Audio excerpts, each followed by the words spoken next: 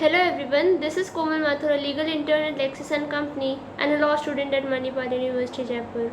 Today I am here to present a video on the principles of fair trial. So let us first discuss about the fair trial principles in the adversary system.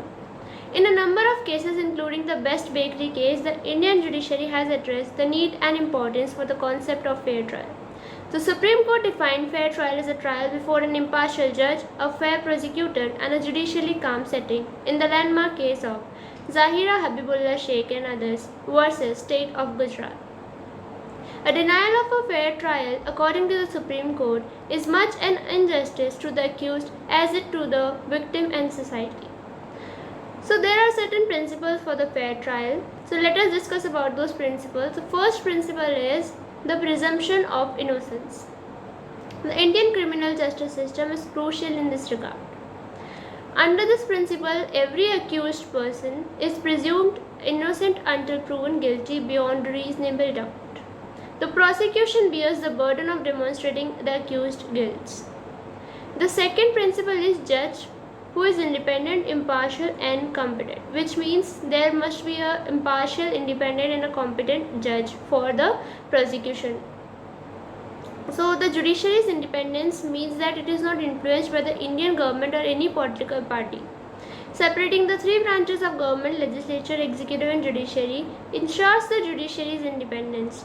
Even the nomination of the session judges is not solely in the hands of the state government, but rather with the approval of the high courts. Now the third most important principle is expeditious trial.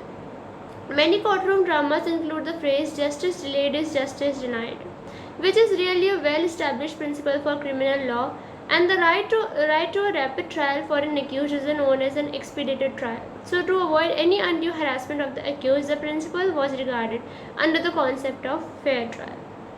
Now the fourth principle is the hearing should take place in an open court. Another principle of a fair trial is that the right to an open court. It is said that the more open a court is, the more fair the trial will be. The right to an open court is not just a right of the accused but also of the general public. A trial in open court is required by Section 327, Clause 1 of the Criminal Procedure Code.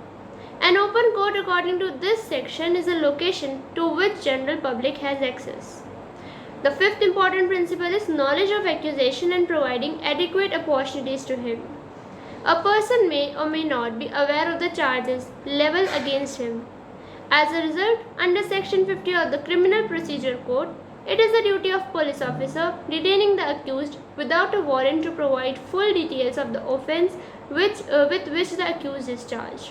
Sixth important principle is trial in the presence of the accused. So a criminal trial should be held in the presence of the accused at all the times. It is also based on the principle that every accused person should be given an opportunity to prepare his defense, which is only achievable if he has the thorough understanding of the prosecution's test. Now the seventh important principle is evidence should be taken in the presence of accused. According to Section 273 of Criminal Procedure Act, all evidence must be taken in the presence of accused or his pleader if he is represented by one. In addition, the court does not require the accused attendance because Section 317 of the Code gives the magistrate the authority to waive the accused attendance if it is not necessary in the interest of the justice. Eighth important principle is that witness for prosecution are cross-examined. Cross-examination of witness is required in order to determine their credibility. The prosecution should notify the court ahead of time about the witness he plans to call. This is based on the core principle of giving both parties an equal and fair chance through witness interrogation. Ninth important principle is double jeopardy is prohibited. The doctrine of atrefoi acquit and atrefoi convict states that once a person is tried and acquitted or convicted of an offence, he cannot be tried for the same offence or on the same circumstances for any other offence. Article 20 subclause 2 of the Indian Constitution recognizes the prohibition against double jeopardy, which states that no reason should be prosecuted and punished for the same offence more than once. Last important principle is legal assistance. Everyone, whether innocent or accused, has a right to legal representation. This is constitutional right as well as it is enshrined in the Article 22 Clause 1 of Indian Constitution. So that's it for today. Thank you everyone. Have a nice day.